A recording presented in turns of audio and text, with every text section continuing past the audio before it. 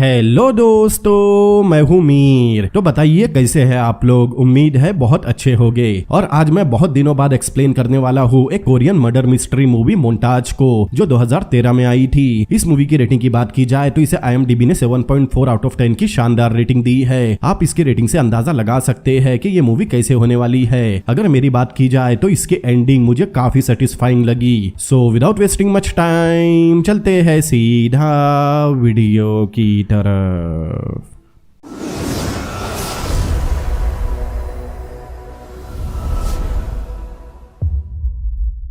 Movie की शुरुआत में हम हु और कैंग नाम के दो पुलिस ऑफिसर को देखते हैं। दोनों यंग नाम की एक औरत के घर गए। यंग उनके लिए सेब काट रही थी। तभी कैंग वहां रखे टेप में एक कैसेट प्ले कर देता है जिसमें से जिन नाम की बच्चे की रोने की आवाज आ रही थी। दरअसल जिन यंग की बेटी थी जिसे 15 साल पहले एक किडनैपर ने किडनैप करके मार दिया था। कैसेट प्ले होते ही हु अपने साथी पर चिल्लाकर उसे टेप बंद करने कहता है, क्योंकि उस टेप में वो रिकॉर्डिंग है जब किडनैपर ने उनसे बात की थी। फिर यंग उनके पास आकर बैठी। तब हु कहता है वो यंग को कुछ बताने आए हैं। यंग को लग रहा था उसकी बेटी के किडनैपर का पता चल गया होगा, लेकिन हु कहता है वो यहाँ दूसरी बात करने आए हैं। फिर हु इधर उधर की बातें करने लगा क्योंकि उसमें वो बात बताने की हिम्मत नहीं थी। तब कैंग बताता है कि स्टैच्यू ऑफ लिमिटेशन रूल की वजह से ऐसे कोई भी केस में अगर 15 साल तक क्रिमिनल पकड़ा ना जाए तो कोरियन लॉ के हिसाब से उस केस को बंद कर दिया जाता है। दरअसल 15 साल से ऑफिसर हु इस केस को हैंडल कर रहा था, लेकिन उन्हें किडनैपर का अब तक कोई सुराग नहीं मिला। अब ठीक 5 दिन बाद इस केस को बंद कर दिया जाएगा, क्योंकि तब तक जिनके केस को 15 साल पूरे हो जाएंगे। ये सुनकर जिनकी माँ यंग भड़क गई और उसके पास किडनैपर से रिलेटेड जितने भी एविडेंस थे वो उन दोनों ऑफिसर के सामने निकाल कर रख देती है। लेकिन अब इससे भी कोई फायदा नहीं होने वाला, इसीलिए दोनों वहाँ से जाने लगे। तब यंग रोते हुए बाहर आई और हु को याद दिलाया कि उसने 15 साल पहले उससे प्रॉमिस किया था कि वो उसकी बेटी के हत्यारे को ढूंढ निकालेगा। ये कहकर यंग वापस घर में चली गई। यंग की बेटी जिन को मरे 15 साल बीत चुके थे, लेकिन यंग अब भी अपनी बेटी को भुला नहीं पा रही। ऐसा कोई समय नहीं था जब वो अपनी बेटी को याद न करती हो। आगे हम देखते हैं वो आखिरी बार क्राइम सीन पर गया। उसे पता था अब किलर पकड़ा नहीं जा सकता, इसीलिए वो वहाँ अपनी श्रद्धांजलि देने गया था। उसे बहुत अफसोस भी हो रहा था, लेकिन तभी हु को वहाँ फूल रखे दिखाई दिए। ये देखकर हु चौंक गया। वो तुरंत जिनकी माँ यंग को कॉल करके पूछता है कि क्या वो क्राइम सीन पर आई थी, क्योंकि उसे वहाँ कुछ फूल रखे मिले। लेकिन यंग काफी दिनों से वहाँ नहीं गई। वो पूछता है क्या उसका कोई रिश्तेदार या कोई पुराना दोस्त वहाँ आया था, लेकिन किडनैपिंग और मर्डर वाली बात सिर्फ यंग और पुलिस वालों को ही पता है। मतलब वो फूल किडनैपर ने वहाँ रखे होंगे। तभी हु की नजर वहाँ लगे CCTV कैमरा पर गई। दरअसल ये 14 जुलाई का दिन है और केस 19 जुलाई को एक्सपायर होने वाला है। मतलब किडनैपर को पकड़ने के लिए हु के पास अब भी 5 दिन है और अब उसे CCTV फुटेज भी मिल गई। फिर हु और कैंग फुटेज चेक करते हैं। कुछ देर चेक करने के बाद उन्हें फुटेज में एक आदमी दिखाई दिया जो फूल रख कर वहाँ से चला गया, लेकिन उस आदमी ने हुडी पहनी थी, इसीलिए फुटेज में उसकी शक्ल क्लियर नहीं दिखती। इसीलिए हु और कैंग इतनी रात में जंगल में गए। तब उन्हें वहाँ एक कार के टायर के निशान मिले। वो जगह किडनैपर के फूल रखने वाली जगह से कुछ ही दूरी पर थी। मतलब किडनैपर को वहाँ लगे CCTV कैमरा के बारे में पहले से पता था। तब हु बताता है ये वही जगह है जहाँ 15 साल पहले किडनैपर जिन को चोरी की कार में लेकर आया था, क्योंकि किडनैपर 15 साल पहले उस चुराई हुई कार को वही छोड़कर भाग गया था। अब हु के मुताबिक किडनैपर ने अपनी कार रोड से 15 मिनट की दूरी पर जंगल में पार्क की थी। मतलब उसे फूल रखकर कार के पास वापस आने में 15 मिनट लगे होंगे। फिर कार स्टार्ट करके रोड पर आने में उसे 5 मिनट लगे होंगे। इस पर से हु एक टाइम एज्यूम करके कैंग को बताता है किडनैपर की कार रात 1:40 से 1:50 के बीच रोड पर होगी। कैंग कहता है रोड पर बस एक ही जगह CCTV कैमरा लगा है जो उन्होंने चेक कर लिया, लेकिन उसमें किडनैपर की कार नहीं थी। हु कहता है उन्हें उस समय वहां से गुजरने वाली सभी कार के डैश कैम चेक करने होंगे, क्योंकि उनमें से किसी कार को किडनैपर की कार ने जरूर पास किया होगा। फिर हु टायर के निशान एक एक्सपर्ट को दिखाता है। एक्सपर्ट बताता है ड्राइवर के साइड का टायर नया है, वो टायर लगभग 1 महीने पुराना होगा। उधर कैंग उन सारी कार की लिस्ट बनाता है जो उस रात रोड पर लगे CCTV कैमरा की फुटेज में दिखी थी। फिर उन कार की नंबर प्लेट से ओनर की डिटेल निकालकर सबसे पूछता है कि क्या उनकी कार में डैश कैम लगा है। तब कैंग को एक कार मिल गई जिसमें डैश कैम लगा हुआ था। फिर उस कार ओनर से मिलकर डैश कैम की रिकॉर्डिंग चेक करते हैं। तब उन्हें रिकॉर्डिंग में एक कार दिखी, लेकिन वो कार बिना नंबर प्लेट की थी और उस कार का नाम कार्निवाल था। मतलब किडनैपर जरूरत से ज्यादा चालाक मजाक निकला। आगे हम देखते हैं हु पर उसके सीनियर का प्रेशर भी था। दरअसल हु के सीनियर चाहते हैं वो इस केस को छोड़कर बाकी पेंडिंग केसेस पर ध्यान दे, लेकिन हु किडनैपर से बस कुछ ही दूर था। उसे पूरा भरोसा है कि वो स्टैच्यू ऑफ लिमिटेशन खत्म होने से पहले किडनैपर को पकड़ लेगा, इसीलिए वो अपनी सीनियर की बात नहीं मानता क्योंकि केस एक्सपायर होने में अब भी कुछ दिन बचे हैं। आगे हम देखते हैं उस कार में नंबर प्लेट नहीं थी, इसीलिए हु और कैंग टायर के निशान से शहर के हर कार्निवाल कार को चेक कर रहे थे, लेकिन कोई फायदा नहीं होता। उन्हें समझ नहीं आ रहा था कि क्या करना है, इसीलिए हु फिर से डैश कैम की रिकॉर्डिंग चेक करता है जिसमें किडनैपर की कार दिखी थी। कार दिखने पर हु रिकॉर्डिंग स्टॉप करके ध्यान से देखता है। तब उसे कार के बोनट पर एक स्टिकर दिखा। अब हु और कैंग के पास बस एक दिन का समय बचा है। अगर उन्हें किडनैपर नहीं मिला तो अगले दिन केस एक्सपायर हो जाएगा। इसीलिए हु एक मार्केट प्लेस में सिगरेट पीते बैठा था। वो बहुत निराश भी था क्योंकि केस एक्सपायर होने में अब बस 9 घंटे बचे हैं। तभी अचानक उसे अपने सामने एक कार्निवाल कार दिखाई दी। हु को पता था ये वो कार नहीं हो सकती, लेकिन फिर भी तसल्ली करने वो उस कार के पास गया, लेकिन हु को उस कार के बोनट पर वैसा ही स्टिकर दिखा जो उसने डैश कैम की रिकॉर्डिंग में देखा था। फिर कंफर्म करने के लिए हु टायर के निशान की प्रिंट निकाल कर उस कार के टायर के डिजाइन से मैच करता है। तब टायर की डिजाइन भी मैच हो गई। अब हु को पूरी तरह कंफर्म हो गया कि वो कार किडनैपर की ही है, इसीलिए वो किडनैपर को इधर उधर ढूंढने लगा, लेकिन किडनैपर ने भी उसे देख लिया था। उस समय बारिश हो रही थी, इसीलिए उसने रेनकोट पहना हुआ था और उसके हाथ में एक छतरी भी थी। जब किडनैपर हु को देखकर वहां से जाने लगा तब हु ने भी उसे देख लिया, इसीलिए वो किडनैपर का पीछा करने लगा। कुछ दूर पीछा करने के बाद किडनैपर वहां से भागने लगा। तब हु भी उसके पीछे तेजी से भागता है, लेकिन एक जगह पर आकर किडनैपर गायब हो गया। हु को पता था किडनैपर किसी शॉप या रेस्टोरेंट में छुपा होगा, इसीलिए वो एक एक करके सभी शॉप चेक करने लगा। चेक करते हुए हु एक रेस्टोरेंट में गया। तब उसे एक आदमी दिखाई दिया जो रेस्टोरेंट के टेबल पर न्यूज़पेपर पढ़ रहा था, लेकिन उसके हाथ और जूते अब भी गीले थे, जिस वजह से न्यूज़पेपर भी गीला हो गया। उसे देखकर हु समझ गया कि वो किडनैपर ही है, इसीलिए हु उसे देखते हुए उसके सामने वाले टेबल पर बैठ गया। पूरी तरह कंफर्म करने के बाद हु किडनैपर के पास जाकर उसे आवाज लगाता है, लेकिन तभी वहां एक औरत किडनैपर का ऑर्डर लेकर आई। तब किडनैपर ने उस औरत को हु की तरफ धक्का दे दिया, जिससे हु गिर गया और किडनैपर को वहां से भागने का मौका मिल गया। वो जल्दी से अपनी कार में बैठकर निकल जाता है। हु कुछ देर भागकर उस कार का पीछा भी करता है, लेकिन कोई फायदा नहीं हुआ। लेकिन हु ने उस कार पर लगी नंबर प्लेट का नंबर देख लिया था। फिर सीन शिफ्ट होता है और हम देखते हैं कैंग जिनकी माँ यंग को बता रहा है उस कार का नंबर फेक निकला। किडनैपर अपनी कार में अलग अलग नाम की नंबर प्लेट का इस्तेमाल कर रहा था, मतलब हु ने जो कार का नंबर देखा था वो भी उनके किसी काम का नहीं, इसीलिए हु निराश होकर चुपचाप खड़ा था। तब यंग हु के पास जाकर कहती है किडनैपर उस फेक नंबर प्लेट के साथ और भी बहुत सी जगह गया होगा, इसीलिए उन्हें मार्केट में लगे सभी सीसीटीवी फुटेज चेक करनी चाहिए। हो सकता है किसी ने किडनैपर का चेहरा देखा हो, लेकिन हु बताता है केस एक्सपायर होने में अब 2 घंटे से भी कम समय बचा है और इतने कम समय में वो कुछ नहीं कर सकते।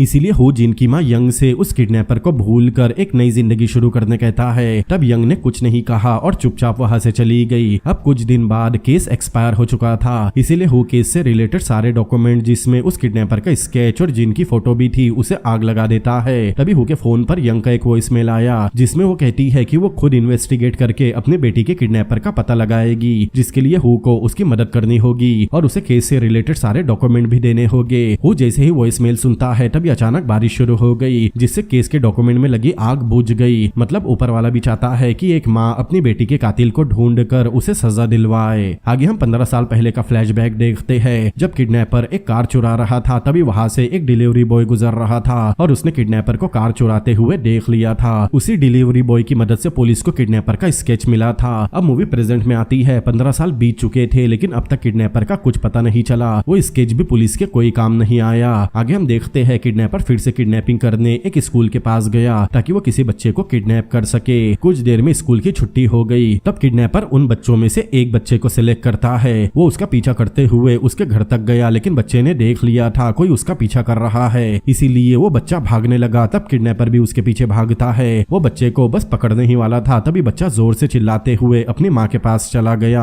तब किडनैपर वहां से भाग गया। अगले सीन में हम देखते हैं एक बूढ़ा आदमी अपनी पोती को घर के सामने बने एक पार्क में खेलने लेकर गया। वो वहां अपनी पोती को झूला झूला रहा था। तभी उसके घर का लैंडलाइन बजता है। वो बूढ़ा आदमी जिसका नाम हान है वो दौड़कर अपने घर में गया, लेकिन जैसे ही वो फोन उठाने वाला था तब तक कॉल कट गई, इसीलिए वो वापस पार्क की तरफ जाने लगा। वो जैसे ही फोन से थोड़ा दूर गया फिर से किसी की कॉल आई। हान फिर से कॉल रिसीव करने फोन के पास गया, लेकिन इस बार भी कॉल कट गई। लेकिन जैसे ही तीसरी बार कॉल आई हान जल्दी से रिसीवर उठाकर चिल्लाने लगा। उसे लग रहा था कोई उसके साथ मजाक कर रहा है। तभी कॉल पर हान को उसकी पोती के रोने की आवाज आई, इसीलिए वो जल्दी से फोन कट करके वापस पार्क में गया, लेकिन उसे उसकी पोती कहीं दिखाई नहीं देती। तब हान बहुत घबरा गया। कुछ देर बाद हम देखते हैं बच्ची के किडनैप होने के बाद उसके घर पुलिस आ चुकी थी। पुलिस वाले उस घर में लगे सीसीटीवी फुटेज चेक करते हैं। तब उन्हें फुटेज में हान फोन पर किसी से बात करते दिखाई देता है। फुटेज में ये भी दिख रहा था कि जब हान अपनी पोती को ढूंढने के बाद थक हार कर एक बेंच पर बैठा था, तब उसे एक फोन की रिंगटोन सुनाई दी। वो रिंगटोन हान के मोबाइल की नहीं थी। तब हान उठकर रिंगटोन की आवाज को ढूंढने लगा।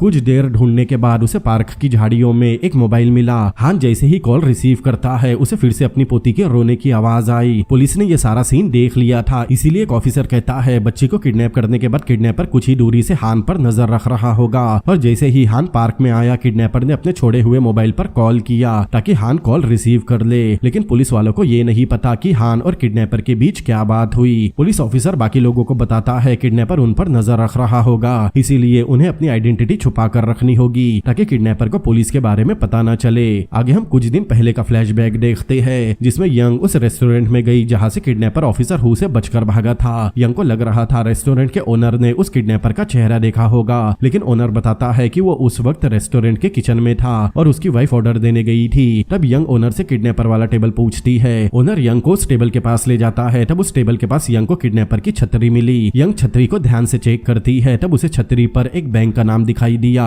अब मूवी प्रेजेंट में आती है। हान के घर का लैंडलाइन पुलिस वालों ने टेप कर लिया था। कुछ देर बाद उस पर किडनैपर की कॉल आई। तब हान की बेटी मतलब बच्ची की मां मिन फोन उठाती है, लेकिन किडनैपर को पता था वहां पुलिस आ गई। मिन कहती है उसने अब तक पुलिस को इन्फॉर्म नहीं किया। किडनैपर को यह पता था मिन झूठ बोल रही है, इसीलिए किडनैपर बोलता है इसका खामियाजा उस बच्ची को भुगतना होगा। लेकिन मिन नहीं मानती। वो बार बार कहती है कि वो घर में अकेली है। तब किडनैपर मिन से अगली सुबह तक $50,000 तैयार रखने कहता है। तब पुलिस वाला मिन को एक पेपर पर लिखकर किडनैपर से पूछने कहता है क्या उसकी बेटी जिंदा है। तब मिन अपनी बेटी के जिंदा होने का सबूत मांगती है, लेकिन तभी कॉल कट गई। किडनैपर ने वो कॉल एक लोकल फोन बूथ से किया था। कॉल कट होने पर मिन रोने लगी। तब ऑफिसर अपने जूनियर से कॉल की लोकेशन पूछता है। उसका जूनियर बताता है अगर कॉल कुछ सेकंड और चलता तो उसकी लोकेशन मिल गई होती। इतने में बच्ची की मां मिन बेहोश हो गई और यहाँ हमें पता चलता है मिन एक हार्ट पेशेंट है और बचपन में उसके हार्ट का ऑपरेशन भी हुआ था। मिन की तबीयत बहुत ज्यादा खराब हो चुकी थी। अगर इस बीच किडनैपर का कॉल आया तो उससे बात करने वाला कोई नहीं था, इसीलिए ऑफिसर अपने जूनियर से हान के बारे में पूछता है। जूनियर बताता है शायद हान पार्क में बैठा है। तब ऑफिसर जूनियर से हान को बुलाने कहता है, लेकिन वो जैसे ही पार्क में गया उसे हान कहीं नहीं दिखता, इसीलिए वो ऑफिसर हान को कॉल करता है। लेकिन ऑफिसर को हान का मोबाइल एक झूले पर मिला।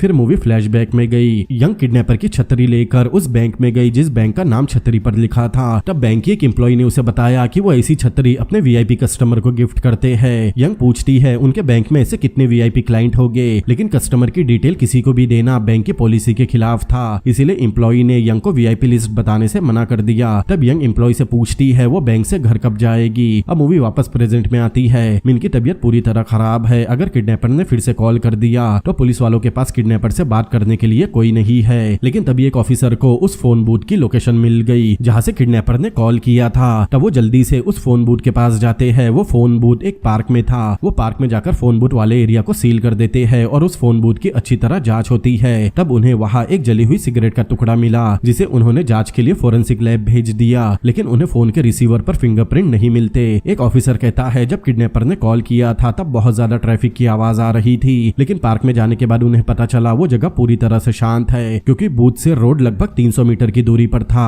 लेकिन किडनैपर के कॉल करने पर ऐसा लग रहा था मानो उसने सिटी के किसी मार्केट एरिया से कॉल किया हो। तब ऑफिसर अपने जूनियर से लोकेशन के बारे में कंफर्म पूछता है। जूनियर बताता है फोन बूथ के कॉल रिकॉर्ड के हिसाब से ये लोकेशन बिल्कुल सही है और फोन बूथ से जो कॉल किया गया वो रिकॉर्डिंग की गई कॉल की लेंथ से मैच हो रही है। अब पुलिस वालों को भी समझ नहीं आता कि उन्हें क्या करना है। तब पुलिस ऑफिसर अपने जूनियर ऑफिसर से ऐसे ही मिलते जुलते किसी दूसरे केस के बारे में पता करने कहता है। उसे लग रहा था शायद उन्हें दूसरे केस से कोई मदद मिल जाए। फिर हम एक और फ्लैशबैक देखते हैं। बैंक की एम्प्लॉय यंग से मिलने एक रेस्टोरेंट में आई। वो यंग को बैंक के सभी वीआईपी क्लाइंट की लिस्ट देती है, जिसके बदले यंग ने उसे पैसे दिए और कहा वो इस बारे में किसी को ना बताए। फिर मूवी वापस प्रेजेंट में आती है। मिन को होश आ गया था। पुलिस ऑफिसर मिन को समझाता है वो किडनैपर की बातों से ना घबराए वरना उसकी तबीयत खराब हो जाएगी। तभी अचानक किडनैपर का कॉल आ गया। वो मिन से कहता है अगर उसे अपनी बेटी के जिंदा होने का सबूत चाहिए तो 3 मिनट के अंदर उसके घर के सामने से एक कचरे का ट्रक गुजरेगा जिसमें मिन को उसकी बेटी के जिंदा होने का सबूत मिल जाएगा। ये सुनते ही मिन जल्दी से रोड पर भागती है और उसके पीछे पुलिस वाले भी आए। फिर मूवी फ्लैश फ्लैशबैक में जाती है और हम यंग को देखते हैं जो 15 साल पहले बिल्कुल उसी तरह एक कचरे के ट्रक के सामने जाकर उसे रोकती है। तब कचरे में कुछ देर ढूंढने के बाद उसे एक एनवलप मिला था जिसमें उसकी बेटी जिन की फोटो थी। मतलब 15 साल पहले जो यंग के साथ हुआ था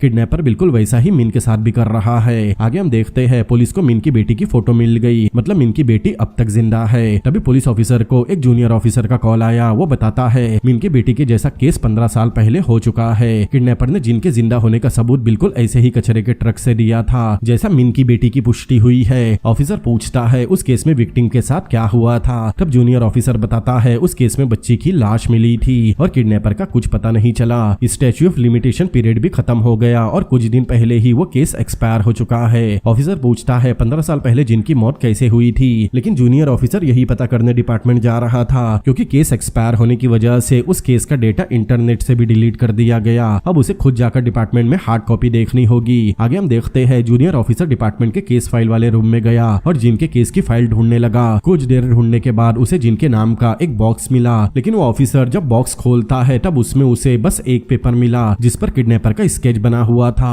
और नीचे हु का नंबर और एड्रेस लिखा था। तब वो ऑफिसर हु से मिलने गया। ऑफिसर और हु पहले से एक दूसरे को जानते थे। ऑफिसर हु को मिन की बेटी का केस बताता है जो बिल्कुल 15 साल पहले जिन के साथ हुआ था। तब हु जल्दी से एक बॉक्स खोलता है जिसमें किडनैपर से रिलेटेड सारे डॉक्यूमेंट थे जिसे हु जलाने वाला था, लेकिन बारिश की वजह से वो डॉक्यूमेंट नहीं जले। फिर हु किडनैपर के बारे में बताता है और मूवी 15 साल पहले फ्लैशबैक में जाती है। हम देखते हैं किडनैपर की डिमांड के मुताबिक उन्होंने $50,000 एक स्टेशन के प्लेटफॉर्म पर उसकी बताई जगह पर रख दिए थे। उस स्टेशन पर पुलिस ऑफिसर अपनी अपनी पोजीशन पर छुपकर पैसों पर नजर रख रहे थे, लेकिन तभी वहां एक ट्रेन आई जिसमें से बहुत सारे आर्मी जवान निकले। तब हु समझ गया कि किडनैपर उनकी सोच से कहीं ज्यादा चालाक है, वो आर्मी के बहुत सारे जवानों में से एक हो सकता है। फिर वो पैसों का बैग खोल कर देखते हैं, तब उन्हें उस बैग में पैसे की जगह कागज मिले। मतलब किडनैपर ने बैग बदल दिया था और अब पैसे उसके पास थे। इसीलिए हु सारे ऑफिसर को ऑर्डर देता है कि उनमें से एक भी जवान स्टेशन से बाहर नहीं जाना चाहिए, लेकिन किडनैपर पहले ही पैसे लेकर वहां से निकल चुका था।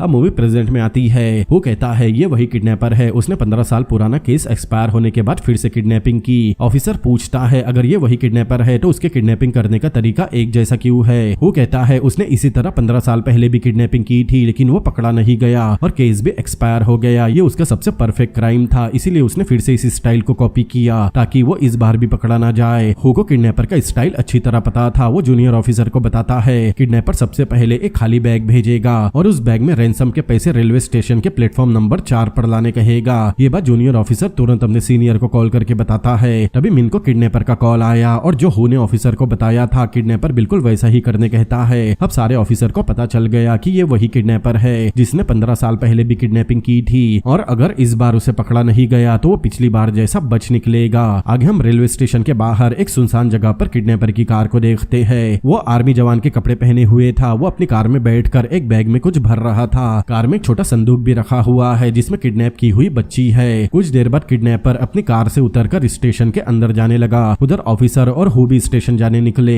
ऑफिसर पूछता है 15 साल पहले स्टेशन पर क्या हुआ था। फिर कहानी 15 साल पहले फ्लैशबैक में जाती है। किडनैपर ने पैसे लाने के लिए जो बैग भेजा था उसमें पुलिस वालों ने पैसे की जगह कागज भर दिए थे। मतलब किडनैपर को पैसे नहीं मिले और ना ही पुलिस वालों को किडनैपर मिला था। फिर रात में किडनैपर ने जिनकी माँ यंग को कॉल करके बताया वो इस गलती के लिए उसकी बेटी को जान से मार देगा। तब यंग रोने लगी और उससे एक आखिरी मौका मांगा। किडनैपर ने यंग को शहर से थोड़ी दूर होंग नदी के पास बुलाया। उसने साथ में पैसे और एक खाली प्लास्टिक बैग लेकर आने कहा था। यंग बिल्कुल वैसा ही करती है जैसा किडनैपर ने उसे करने कहा था, लेकिन फोन टेप होने की वजह से ये बात हु को पता चल गई। जब यंग अपने घर से होंग नदी जाने निकली तब उसकी कार के पीछे किडनैपर की कार भी गई। मतलब किडनैपर पहले से यंग के घर के पास था। यंग होंग नदी के पास पहुंची तब किडनैपर उसे कॉल करता है। उसने यंग को कार में बैठे रहने कहा और खाली प्लास्टिक बैग अपने सर पर पहनने कहा। अब कहानी वापस प्रेजेंट में आई। ऑफिसर हु से आगे की कहानी पूछता है। हु बताता है किडनैपर यंग के पैसे लेकर वहां से चला गया। ऑफिसर को समझ नहीं आता कि हु के वहां पहुंचने के बाद भी किडनैपर पैसे लेकर भाग कैसे गया, लेकिन हु आगे की कहानी बताने से मना कर देता है। फिर हम एक फ्लैशबैक देखते हैं। यंग एक रेस्टोरेंट में बैठकर बैंक के वीआईपी क्लाइंट की लिस्ट को शॉर्ट कर रही थी। वो उनमें से कुछ नाम निकालती है जिस पर उन्हें शक था। फिर वो हु को वॉइस मेल भेजती है कि उसे कुछ लोगों पर शक है, इसीलिए उसे केस से जुड़े कुछ डॉक्यूमेंट की जरूरत होगी। उस वक्त हु केस के सारे डॉक्यूमेंट जला रहा था। ये वही सीन है जब हु केस एक्सपायर होने के बाद किडनैपर से जुड़े सारे डॉक्यूमेंट को आग लगा रहा था और तभी बारिश की वजह से आग बुझ गई। फिर मूवी प्रेजेंट में आती है।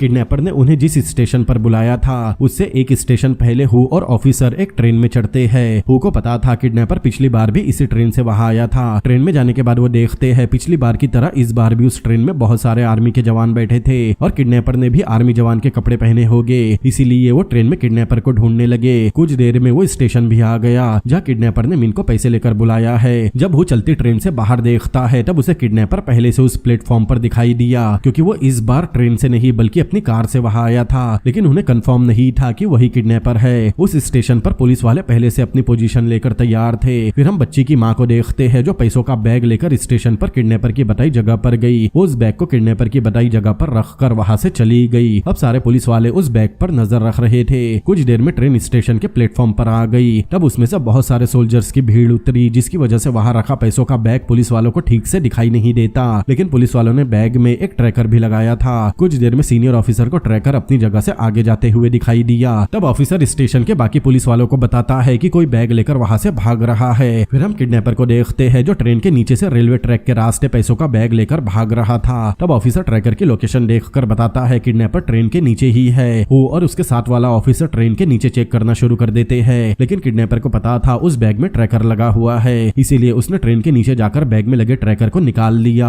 वो उस ट्रैकर को ट्रेन के नीचे पटरी पर रखकर वहां से भागने लगा। सबको लगता है किडनैपर ट्रेन के नीचे छुपा हुआ है, लेकिन वो पहले ही वहां से निकलकर भाग गया था। कुछ देर में ट्रेन चलने लगी, जिसकी वजह से ट्रैकर भी टूट गया। अब उनके पास किडनैपर की कोई लोकेशन नहीं। उधर पुलिस वाले पैसों का बैग चेक करते हैं, तब उन्हें उस बैग में कागज मिलते हैं, क्योंकि किडनैपर ने पहले ही पैसों के बैग को कागज से बदल दिया था। अब किडनैपर फिर से अपने प्लान में कामयाब होते दिख रहा है, लेकिन वो इस बार हार मानने तैयार नहीं था। वो उस प्लेटफॉर्म पर किडनैपर को ढूंढते हुए बहुत आगे तक निकल गया। तब उसे किडनैपर वहां से भागते हुए दिखाई दिया। वो और उसके साथ वाला ऑफिसर तेजी से किडनैपर के पीछे भागने लगे, लेकिन किडनैपर ने उन्हें देख लिया था, इसीलिए वो उन्हें चकमा देकर भागने की कोशिश करने लगा। लेकिन इस बार हु ने मानो अपने सर पर कफन बांध रखा था। वो किसी भी कीमत पर किडनैपर को पकड़ना चाहता है, और होता भी ऐसा ही है। कुछ देर भागने के बाद किडनैपर एक जगह जाकर वहां से पैसों का बैग बाहर फेंकता है। तभी हु ने उसे पकड़कर जमीन पर गिरा दिया। तब जल्दी से उसके साथ वाला ऑफिसर आकर किडनैपर को हथकड़ी लगा देता है, लेकिन किडनैपर का चेहरा देखकर सभी पुलिस ऑफिसर्स को बहुत बड़ा शॉक लगा, क्योंकि वो कोई और नहीं बल्कि हान था। हान ने अपनी ही पोती को किडनैप किया।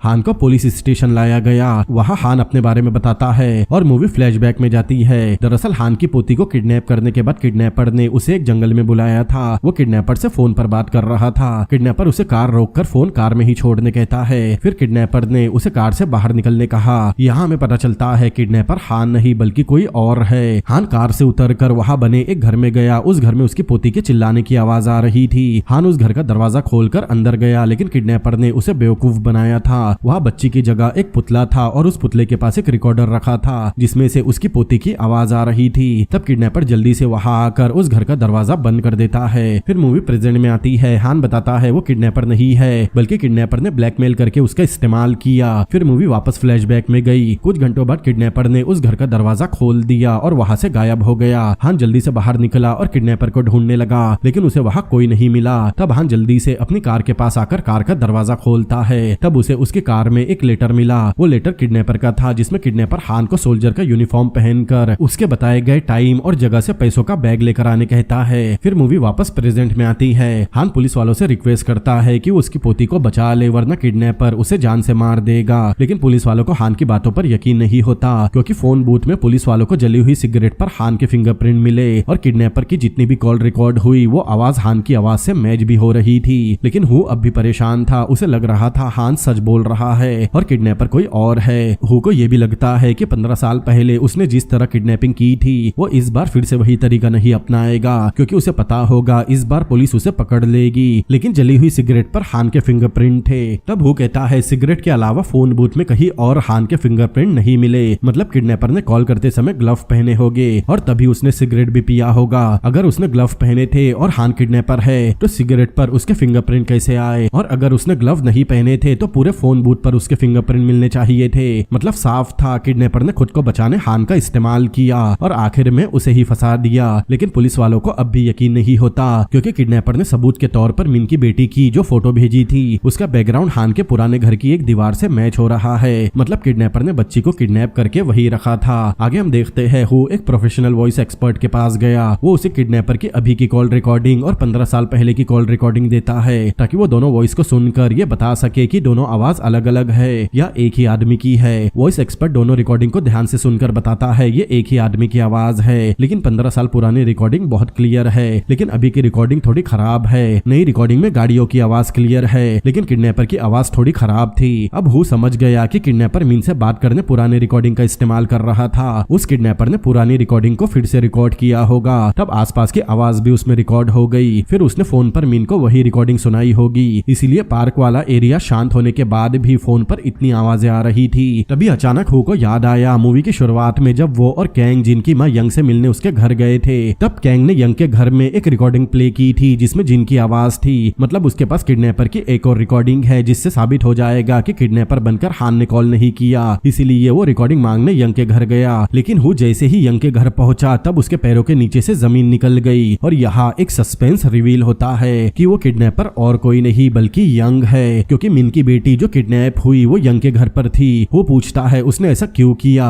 तब यंग अपनी पूरी इन्वेस्टिगेशन के बारे में बताती है, जिसके बाद उसे किडनैपर के बारे में पता चला। जब यंग उसके पुराने घर गई तब उसने उस घर में एक कैलेंडर देखा जिसमें उसने 15 साल खत्म होने की डेट मार्क की थी। ये देखकर यंग को यकीन हो गया वो किडनैपर का ही घर है, लेकिन तभी वहाँ किडनैपर भी पहुंच गया। तब यंग उसे खिड़की से देखती है, वो और कोई नहीं बल्कि हान ही था। मतलब 15 साल पहले हान ने ही यंग की बेटी जिन को किडनैप करके मार दिया था। हान घर के बाहर बैठ गया, तब यंग ने अपनी बेटी का बदला लेने एक चाकू उठाया। वो बस हान को मारने ही वाली थी, लेकिन तभी वहाँ हान की बेटी मीन आ गई और मीन के साथ हान की पोती भी थी। उन्हें खुश देखकर यंग को जलन होने लगी, क्योंकि हान ने उसकी बेटी को मार दिया और अपनी बेटी के साथ वो खुश कैसे रह सकता है। इसीलिए यंग ने ये सारा प्लान बनाकर हान की पोती को किडनैप किया। फिर हम किडनैपिंग वाला सीन देखते हैं जिसमें यंग हान की पोती को झूले से उठाकर भाग जाती है। फिर वो हान की पोती की आवाज रिकॉर्ड करती है। फिर यंग ने हान को उसकी ही 15 साल पुरानी रिकॉर्डिंग सुनाकर जंगल में बुलाया और उस घर में बंद कर दिया। इसके बाद यंग ने ही हान की कार में वो लेटर भी रखा जिसमें उसे स्टेशन से पैसे लेकर आने कहा गया था। अब मूवी प्रेजेंट में आती है। हु कहता है यंग ने गलत किया, इसीलिए उस बच्ची को वो अपने साथ लेकर जाएगा और उसकी माँ को दे देगा। तब यंग हु को याद दिलाती है कि कैसे उसने 15 साल उस किडनैपर को पकड़ने में मेहनत की और अपने सीनियर से गालियां भी सुनी, लेकिन फिर भी कोई फायदा नहीं हुआ। यंग कहती है 15 साल तक वो यही सोचती रही किडनैपर जल्द से जल्द पकड़ा जाए और उसे उसके किए की सजा मिले।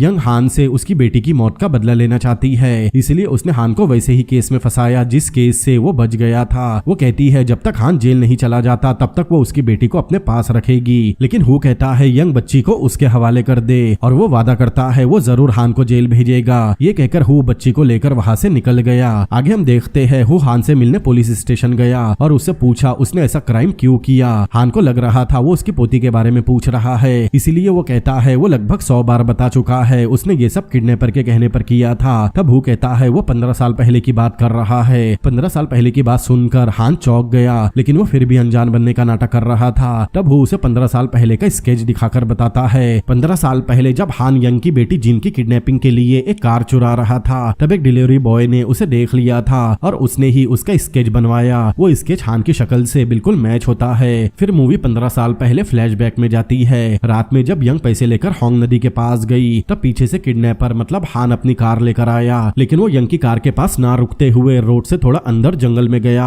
और वहां से यंग को कॉल करके प्लास्टिक बैग से अपने चेहरे को ढकने कहा। फिर हान जिन को संदूक से निकालता है, लेकिन जिन के साथ उसका स्कूल बैग था। जिन ने उसमें से अपनी पेंसिल निकालकर हान पर हमला किया और वहां से भाग गई। तब हान जिन का पीछा करता है। जिन भागते हुए एक चट्टान पर चढ़ गई, लेकिन हान उसे पकड़ने वहां भी आ गया। तब जिन वहां से भागती है, लेकिन भागते समय जिन का पैर एक लकड़ी से टकरा गया और वो चट्टान से फिसलकर सीधा रोड पर गिर गई। इतने में हु भी अपनी कार लेकर वहां पहुंच गया और जिन की लाश सीधा उसकी कार के सामने गिरी। उसे बचाने के चक्कर में हु की कार का एक्सीडेंट हो गया। तब यंग जल्दी से अपने चेहरे से प्लास्टिक का बैग हटाकर हु की कार के पास गई, लेकिन तभी उसे अपनी बेटी जिन की लाश दिखी। तब यंग अपनी बेटी की लाश हाथों में लेकर रोने लगी। उधर एक्सीडेंट होने के बाद हु अपनी कार में फंसा हुआ था। तब वो देखता है किडनैपर मतलब हान यंग की कार के पास गया और उसमें रखा पैसों का बैग लेकर वहां से भाग गया। दरअसल हान ने ऐसा इसलिए किया था क्योंकि उसकी बेटी मिन को हार्ट की बीमारी थी और उसकी जान बचाने के लिए हान के पास उतने पैसे नहीं थे। उस समय मिन 12 साल की थी, इसीलिए हान ने अपनी बेटी की जान बचाने के लिए जिन को किडनैप किया ताकि वो रैंसम के पैसों से अपनी बेटी का ऑपरेशन करवा सके, लेकिन जिन गलती से मारी गई। अब मूवी प्रेजेंट में आती है। वो कहता है हान की वजह से बहुत नुकसान हुआ और एक मासूम बच्ची भी मारी गई, इसीलिए उसे सजा मिलनी चाहिए। तब हान अपना गुनाह कबूल करता है। वो कहता है उसने अपनी बेटी की जान बचाने जिन को किडनैप किया था, लेकिन उसका जिन को मारने का कोई इरादा नहीं था। अब 15 साल बाद जिनकी माँ यंग ने उसके साथ बिल्कुल वैसा ही किया। और यहाँ में पता चलता है कि हान बहुत पहले ही समझ गया था उसकी पोती को जिनकी माँ यंग ने किडनैप किया है, लेकिन अपनी पोती की जान बचाने उसने ये बात किसी को नहीं बताई। फिर हान यंग को उसकी पोती को किडनैप करने के लिए गालियां देता है। ये सुनकर हु भड़क गया, इसीलिए वो हान को पीटने की कोशिश करता है। लेकिन तभी हु को एक आइडिया आता है। वो हान से कहता है उसकी पोती हु के पास है, अगर वो चाहता है उसकी पोती सही सलामत घर पहुंच जाए तो उसे एक डील करनी होगी। ये सुनकर हान चौंक गया। फिर हु एक रिकॉर्डर निकालकर हान को कन्फेस करने कहता है कि उसी ने अपनी पोती को पैसों के लिए किडनैप किया था। हान के पास कोई रास्ता नहीं था, जैसा 15 साल पहले हु और यंग के पास नहीं था, इसीलिए हान वो गुनाह कबूल कर लेता है जो उसने किया ही नहीं। फिर हु सीनियर ऑफिसर को कॉल करके बताता है हान ने अपना गुनाह कबूल कर लिया और उसने अपनी पोती की लोकेशन भी बता दी। फिर हम कोर्ट का सीन देखते हैं जहाँ हान की कन्फेशन वाली रिकॉर्डिंग प्ले की गई। उसमें हान बता रहा था उसकी पोती जंगल में बने एक खाली घर में बंद है, जिसके बाद कोर्ट हान को 15 साल की सजा सुनाता है। ये वही घर था जहाँ यंग ने हान को कुछ घंटों के लिए बंद किया था। फिर सीन शिफ्ट होता है और हम कुछ दिन पहले का फ्लैशबैक देखते हैं। वो मिन की बेटी को उस घर के पास लेकर गया और ऐसा दिखाया कि उसने मिन की बेटी को ढूंढ निकाला है। तब वहाँ पुलिस और मीडिया के साथ हान की बेटी मिन भी पहुंच गई। वो अपनी बेटी को गोद में ले लेती है। वो ये देखकर बहुत खुश होता है कि असली किडनैपर को सजा मिल गई और जो बच्ची किडनैप हुई वो उसकी माँ को वापस मिल गई। मूवी में आगे हम यंग को देखते हैं। वो जंगल में एक पेड़ के पास गई। अपनी बेटी की मौत के बाद वो हमेशा उस पेड़ के पास जाया करती थी, लेकिन इस बार यंग उस पेड़ के पास जाकर वहाँ कुछ फूल रखती है और उस पेड़ को गले लगा लेती है। वो बहुत खुश थी क्योंकि उसने अपनी बेटी के कातिल को सलाखों के पीछे डाल दिया था और अब वो काफी सुकून महसूस कर रही थी। और यहीं पर ये मूवी भी खत्म होती है। तो कैसी लगी आपको ये मूवी मुझे कमेंट करके जरूर बताएं। और ये वीडियो आपको पसंद आया हो तो इस वीडियो को अपने दोस्तों के साथ जरूर शेयर करें, क्योंकि चैनल की रीच थोड़ी कम हो गई है। तो दोस्तों मिलते हैं अगली बार किसी और अमेजिंग मूवी के एक्सप्लेनेशन के साथ। Peace out.